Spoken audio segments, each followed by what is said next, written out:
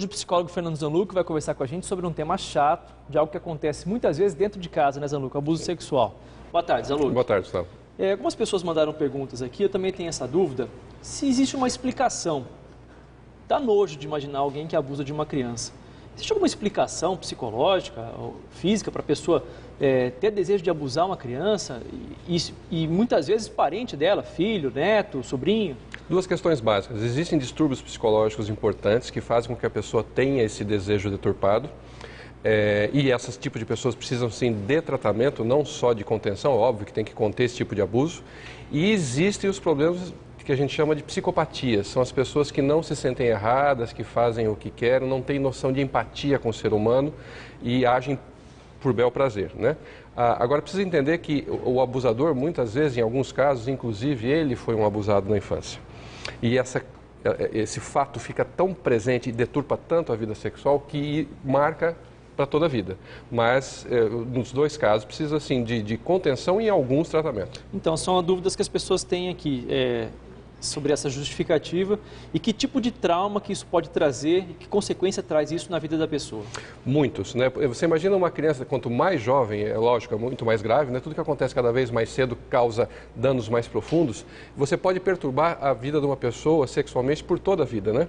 Uma pessoa pode não viver uma heterossexualidade de maneira adequada, ela pode ter repulsa pelo sexo por toda a vida, ela pode se sentir, inclusive, culpada. Isso é uma coisa importante com relação à criança, porque a criança, ela é curiosa por natureza, ela tem impulsos e sensações físicas, lógico que ela não tem maturidade nenhuma, mas o abusador muitas vezes se utiliza dessa curiosidade para fazer com que a criança haja.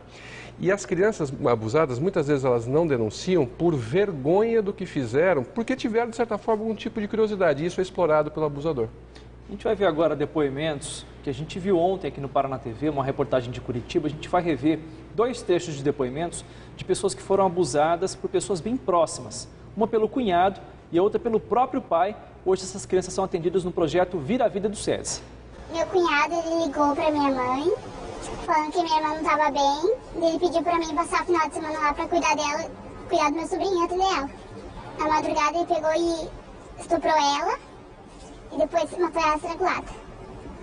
Daí no quarto, umas 3 horas, ele foi lá no quarto que eu tava com meu sobrinho, pegou uma faca e me ameaçou, se eu não deitava com ele ia me matar. Ele já tentou 2 vezes me matar, naquele mesmo dia, só que não conseguiu. E ele acabou violentando você? Acabou me violentando. Ele tentava passar a mão em mim e tal, só que depois já era, com 14 anos eu tinha mais ou menos uma mentalidade formada. Aí quando eu vi que já ia passar disso pra outras coisas, daí eu voltei pra casa da minha mãe, que eu tinha brigado com a minha mãe, né, e tinha ido morar com eles. E daí eu comecei a ter problema, tinha que ir no psiquiatra, tipo, eu comecei... Aí eu vivi em psicólogo, psiquiatra, daí quando eu comecei a aprontar, eu comecei Aí, tipo, eu já tentei suicídio, tentei... Nossa, tipo, eu me mutilava. Coisa que daí quando... Por isso que eu não levava as coisas muito a sério.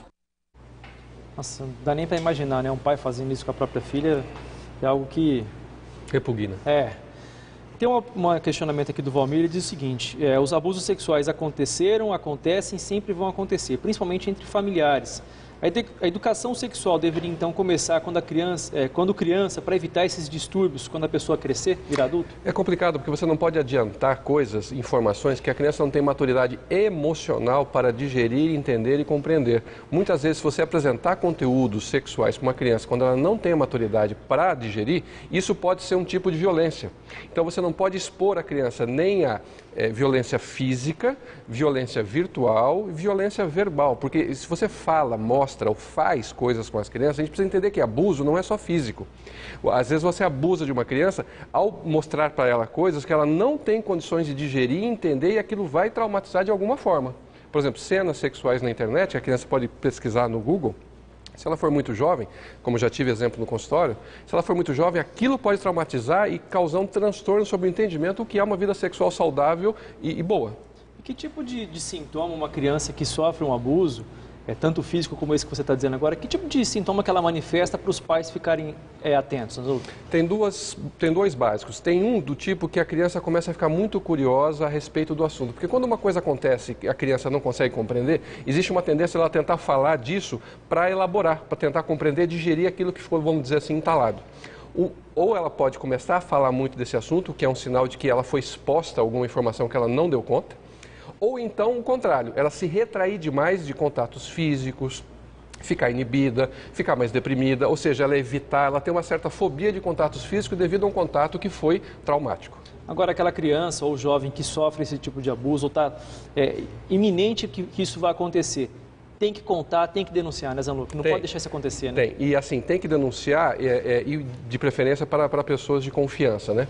Porque é muito complicado também, às vezes você vê meninas que vão contar para a mãe que o pai abusa e a mãe acusa a menina, né, de se insinuar coisa parecida. Então, assim, às vezes o abusado ele não tem nem a quem recorrer. Então, o poder público acho que tem que criar condições, as escolas têm que ficar atentas para poder acolher, prestar atenção nesses sinais e encaminhar de maneira adequada. Vai lembrar que a criança, muitas vezes, ela tem vergonha de contar o que aconteceu. É como um adulto, às vezes, que sofre uma violência sexual, às vezes ele fica envergonhado do fato e não denuncia por ter sido violado, né? E aí isso ocorre tanto com adultos como com crianças. É um tema interessante para discutir em sala de aula, é necessário? Como eu falei, acho que a cada idade tem que ter uma abordagem coerente com a maturidade da criança, certo? Acho que pode ser dito isso sim, de maneira adequada, para cada idade, para a criança pelo menos ter uma noção do que é e ter condições de se proteger. Zanluc, obrigado mais uma vez pelos esclarecimentos aqui. Obrigado, eu.